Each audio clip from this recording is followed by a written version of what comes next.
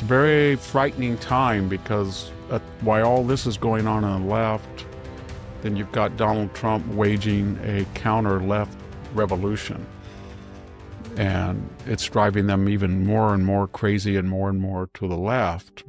Boy, on the left, we're having a Maoist cultural revolution or something like that, where people are advocating violence. There's a professor today from George Mason that wrote on social media that there was no other opposition, there was no other alternative pathway, trajectory for the left other than to people. And I think he was a graduate student, a teaching assistant. And with that, we keep talking about that Rutgers poll where of people who identified of the left, over half thought that Trump could be killed. And it's just a different, and now we have this revolution within the Democratic Party of the Maoists, if I could use that term, the Jacobins versus the old guard. And the old guard had moved pretty hard left to accommodate them. People should not just be able, for security or other reasons, walk into the Vatican whenever they want. And they have barriers to prevent that, and they are pretty successful. But when you apply that logic to a larger country, he seemed to have problems with that. That's the whole problem with all of these people who say, A, walls don't work, and B, they're discriminatory, and in the global 21st century, we don't need them. And then when you look at every aspect of their public and personal ideology, they're adherents of walls and separatism. These grandees, Joe Biden kept talking, had an open border, but you couldn't just walk onto the White House grounds. And he had all kinds of security. He was famous even as vice president for, he had Secret Service around him, and he charged the Secret Service money for their observation post on his property. He really did believe, and we saw that with the iconic Martha's Vineyard escapade, where the people did not want people coming in there. And all this stuff about Mr.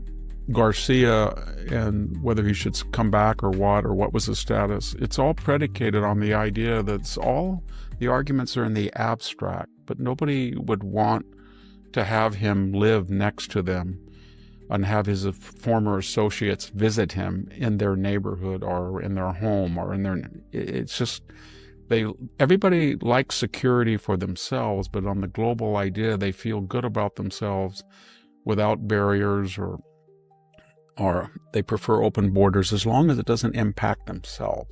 And that's a characteristic of the left these days. It's cosmic morality, but I have to have exceptions if I'm AOC or Bernie Sanders to fly private and have this huge carbon footprint, and then talk about, and she's been on record, changing subject a little bit, AOC, about the evils of private jet travel. And Bernie the same way. He has 3 houses. 40% of America can't afford one, and he's identifying with them as victims, and yet he's never really had a job in the private sector, so he's been able to translate his government service into a multi-million-dollar portfolio and 3 homes, and yet he rails about people who do that on a grander scale than he does. What do they want? They say everything. Eating meat is bad for the world. They want to eliminate that. They micromanage our whole lives, but then you think, if we did everything that they want, what great thing would they do? What would they be empowered? How would they be freed from all of these pathologies that we inflict on them?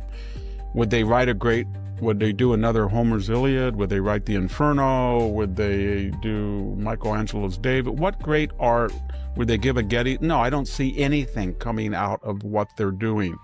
All I see is bitterness and insecurity and envy and hate. When I listen to Bernie Sanders or AOC or Nancy Pelosi or this Senator Van Hollen going down, I don't see any positivity. I wanted to get solar panels about 8 years ago, and it took like 4 months to get the inspector came out here, and came out and he said, well, I don't have it on my files, this building. I said, it's ag exempt. It was built before the new regulations. He said, well, then I have to have a proof that it was there. I said, you can see it. And I said, is the circuit breaker box out of all the Romex are cabled and they're in conduit as everything? No, it all meets inspection, but I don't have this building on my record, so you can't put panels on.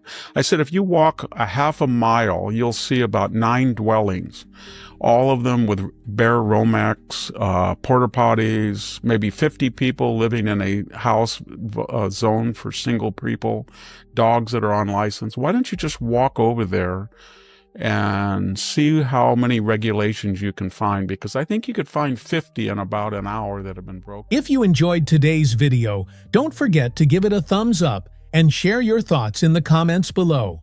Make sure to subscribe and turn on the notification bell so you never miss any of our latest content.